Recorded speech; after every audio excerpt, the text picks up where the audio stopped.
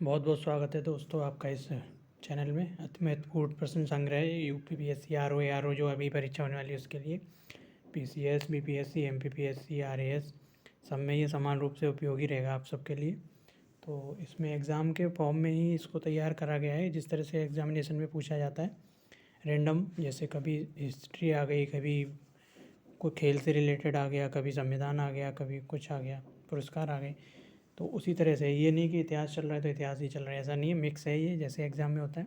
तो बहुत बहुत स्वागत है आप सभी का कि आप तैयार हैं इस क्विज के लिए। तो चलिए आगे बढ़ते हैं। तो सबसे पहला सवाल आपकी स्क्रीन पे है, बौद्ध धर्म का प्रचार किस भाषा में किया गया। बहुत ही आसान है और इसमें अधिकतर क्या है कि पुराने प्रीवियस ईयर के जो क्वेश्चन आंसर हैं उनको ध्यान में रखते हुए ये तैयार किया गया है और काफ़ी उपयोगी हो सकता है ये आप सबके लिए। तो आप कंटिन्यू देखते रहिए। और इसके अलावा अगर आप कई कई दोस्तों को पसंद होता है कि जो क्विज होता है वो उस फॉर्मेट में हो जिस फॉर्मेट में एकदम क्लिक करते जाएं लास्ट में आंसर आ जाए।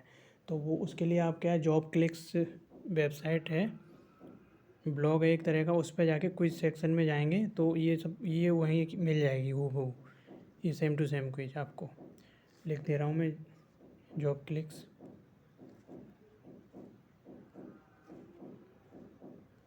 है ना, तो आप उस पर कर सकते हैं आराम से, कोई दिक्कत वाली बात नहीं है। तो चलिए शुरू करते हैं इसको। तो पहला सवाल है, बौद्ध धर्म का प्रचार किस भाषा में किया गया। तो इसका सही आंसर है पाली भाषा। ठीक है, अगला सवाल है आपकी स्क्रीन पर, रूप सिंह स्टेडियम कहाँ स्थित है। रूप सिंह स्टेडियम ग्वालियर में स्थित है। इसका सही आंसर होगा 3 नंबर। अगला सवाल है, आम्रपाली किसकी एक प्रजाति है। आम्रपाली किसकी एक प्रजाति है। ये आम्रपाली आम की एक प्रजाति है, तो ध्यान रखिएगा। अगला सवाल आपकी स्क्रीन पर है कि रात्रि के समय आकाश में कौन सा ग्रह लाल दिखता है। तो दोस्तों मंगल ग्रह रात्रि के समय लाल दिखता है। अगला सवाल आपकी स्क्रीन पे, दादर एवं नगर हवेली भारत के किस राज्य के पास स्थित है। तो ये तो सब जानते हैं, दादर एवं नगर हवेली भारत के महाराष्ट्र के पास है। तो इसका ऑप्शन नंबर 4 सही होगा। अगला सवाल है, वानखेड़े स्टेडियम कहाँ पर स्थित है। ये भी मुंबई में स्थित है वानखेड़े स्टेडियम। बहुत ही सरल सवाल है ये। बुकर पुरस्कार 1969 से किस क्षेत्र में प्रदान किया जाता है। देखो कई बार पूछ लिया जाता है कि कब से शुरू करा गया था, तो 1969 ये याद कर लेंगे आप। और कई बार पूछ लेते किससे संबंधित है, तो ये अंग्रेजी साहित्य से संबंधित है, जिसका सही आंसर होगा 3 नंबर, अंग्रेजी साहित्य।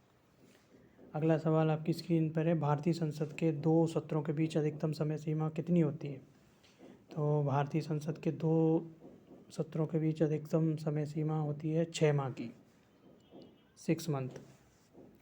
तो अगला सवाल की तरफ बढ़ते हैं, भारत सरकार का सर्वोच्च विधि अधिकारी कौन होता है। तो इसका सही उत्तर होगा अटॉर्नी जनरल। अटॉर्नी जनरल सर्वोच्च विधि अधिकारी होता है भारत सरकार का।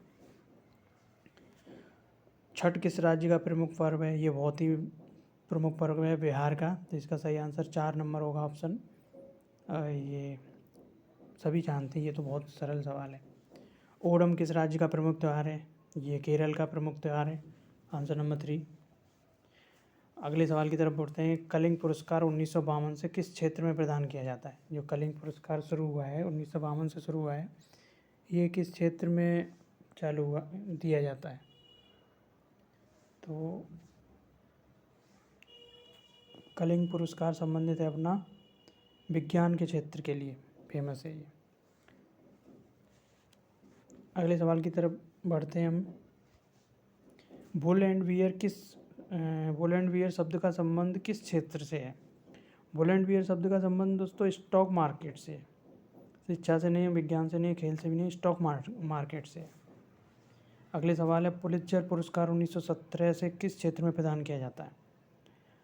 1917 भी पूछ सकता है, कई बार पूछ लेता है। और पुलित्जर पुरस्कार 1917 से अपना पत्रकारिता के क्षेत्र में दिया जाता है ये। अगला सवाल, न्यूनतम मूल्य किस उत्पाद के लिए किया जाता है। ये न्यूनतम का तो ये तो बहुत आसान है, इसका सवाल सही जवाब होगा कृषि। बागवानी थोड़ा कन्फ्यूजन हो सकता है आपके लिए, लेकिन ये कृषि के लिए दिया जाता है, ये ध्यान रखिएगा।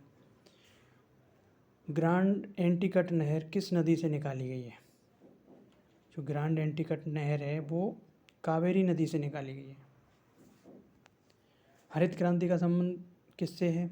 हरित क्रांति का तो बच्चा अच्छा जानता है, संबंध है खाद्यान्न उत्पादन से। आकाश में तारे झिलमिलाते हुए दिखाई देते हैं, इसका क्या कारण है? ये आते हैं, ये साइंस से संबंधित सवाल हैं। आकाश में तारे अपवर्तनांक बदलने के कारण दिखाई देते हैं, वायु का अपवर्तनांक बदल जाता है, उसके कारण से ये दिखाई देते हैं। पूर्णांतक परावर्तन तो उसके OFC वाला आंसर आएगा, उसमें होगा। तो वायु का अपवर्तनांक बदलने के कारण ऐसा होता है। अगला सवाल है, भटनागर पुरस्कार 1957 से किस क्षेत्र में प्रदान किया जाता है? कई बार क्या है, सन पूछ लेता है ये कि कब से भटनागर पुरस्कार कब से शुरू हो गया, इस वजह से ये लिखना पड़ा है। तो भटनागर पुरस्कार भी विज्ञान से ही संबंधित है। दुर्गा पूजा किस राज्य का प्रमुख पर्व त्यौहार है? दुर्गा पूजा किस राज्य का है? तो ये पश्चिमी बंगाल का है। भारतीय संविधान सभा के अस्थायी अध्यक्ष किसे बनाया गया था? जो अस्थायी अध्यक्ष थे वो डॉक्टर सच्चिदानंद सिन्हा थे। उसके बाद में डॉक्टर राजेंद्र प्रसाद को बना दिया गया था 2 दिन बाद। ज्ञानपीठ पुरस्कार 1965 से किस क्षेत्र में प्रदान किया जाता है? जो ज्ञानपीठ पुरस्कार है 1965 से वो साहित्य के क्षेत्र में प्रदान किया जाता है। राष्ट्रपति भवन किस पहाड़ी पर स्थित है? ये वो कई बार ऐसे अब छोटे मोटे एग्जाम में पूछ लिया जाता है, हर एग्जाम में पूछ लिया जाता है ऐसे। तो ये लोग कन्फ्यूजन हो जाता है अरावली में या रायसीना में, तो इसका सही आंसर होगा रायसीना। और हिमालय नीलगिरी तो हो ही नहीं सकता, तो इसमें तो कभी मत जाइएगा, रायसीना इसका सही आंसर होगा। कोयला एक प्रकार का है, कोयला एक प्रकार का किस प्रकार का चट्टान है? इसमें ये पूछना चाह रहे हैं, तो इसका आंसर नंबर 3 अपसादी चट्टान इसका सही उत्तर होगा। चौथ नामक कर कौन वसूलता था? चौथ नामक कर, चौथ और सरदेशमुखी 2 तरह के कर लगाते थे मराठा। तो मराठा हैं वो चौथ नाम का कर वसूलते थे। चौथ और सरदेशमुखी भी ध्यान रखिएगा। भू आंदोलन को सर्वप्रथम किसने शुरू किया था? भू आंदोलन को सर्वप्रथम किसने शुरू किया था? ये शुरू किया था विनोबा भावे जी ने। भू आंदोलन को सर्वप्रथम विनोबा भावे जी ने शुरू करा था। ग्रैमी पुरस्कार 1959 से किस क्षेत्र में प्रदान किया जाता है? ग्रैमी पुरस्कार जो है अपना वो संगीत के क्षेत्र में प्रदान किया जाता है। कब से? 1959 से 1959। ध्यानचंद स्टेडियम कहाँ पर स्थित है? ध्यानचंद स्टेडियम कहाँ पर स्थित है? ये अपने यूपी के एग्ज़ाम के लिए काफ़ी फेमस है। ये लखनऊ में स्थित है, इसका ध्यान रखना है कि यूपी की चीज़ें यूपी ज़रूर पूछी जाती हैं। तो ये ध्यानचंद स्टेडियम लखनऊ में स्थित है अपना। सरदार सरोवर परियोजना किस नदी पर स्थित है? सरदार सरोवर परियोजना अपनी नर्मदा नदी पर स्थित है, इसका आंसर नंबर होगा 4। ग्रीन पार्क स्टेडियम तो कानपुर में है, आंसर नंबर 2 है ये कानपुर में स्थित है। मैग्सेसे पुरस्कार जो 1959 से किस क्षेत्र में प्रदान किया जाता है? मैग्सेसे पुरस्कार है वो 1958 से किस क्षेत्र में प्रदान किया जाता है? क्या है ये आंसर इसके? सरकारी क्षेत्र में या जनसेवा में? ये A और B दोनों में है, इसमें मुझे कुछ डाउट लग रहा है, तो आप इसको एक बार चेक कर लीजिएगा। हीरे की खान पन्ना किस राज्य में स्थित है? हीरे की खान तो पन्ना इसमें मध्य प्रदेश में स्थित है। द्रोणाचार्य पुरस्कार 1985 से किसे प्रदान किया जाता है? द्रोणाचार्य पुरस्कार है वो अपना खेल प्रशिक्षकों को दिया जाता है। ठीक है। अगला सवाल है, ईडन गार्डन स्टेडियम कहाँ पर स्थित है? ईडन गार्डन अपना कोलकाता में स्थित है। BCCI के अध्यक्ष जो अपने श्री सौरव गांगुली जी हैं, वहाँ पर स्थित है ईडन गार्डन। धन विधेयक सर्वप्रथम कहाँ पर पेश होता है? राज्यसभा, लोकसभा, विधानसभा, संसद में? जो धन विधेयक होता है वो अपना लोकसभा में प्रस्तुत पेश होता है सबसे पहले, तो इसका सही उत्तर होगा 2 नंबर B। धन विधेयक लोकसभा से पेश होता है सबसे पहले। उत्पाद शुल्क किस प्रकार का कर है? उत्पाद शुल्क है, प्रत्यक्ष कर है, अप्रत्यक्ष कर है, या एक और भी दोनों हैं, या उपहार कर। उपहार कर तो वैसे ही नहीं होगा, आप कॉमन सेंस लगाइए। और कई बार कन्फ्यूजन में अपन एक और दो कर देते हैं कि एक और दो दोनों है, तो इसका ये आंसर भी गलत है। तो इसका सही उत्तर होगा अप्रत्यक्ष कर है। उत्पाद शुल्क क्या अप्रत्यक्ष टाइप का कर है। कीनन स्टेडियम कहाँ पर स्थित है? कीनन स्टेडियम जमशेदपुर में स्थित है। अर्जुन पुरस्कार 1961 से किसे प्रदान किया जाता है? अर्जुन पुरस्कार है वो 1961 से किसे प्रदान किया जाता है? ये प्रदान किया जाता है खिलाड़ियों को।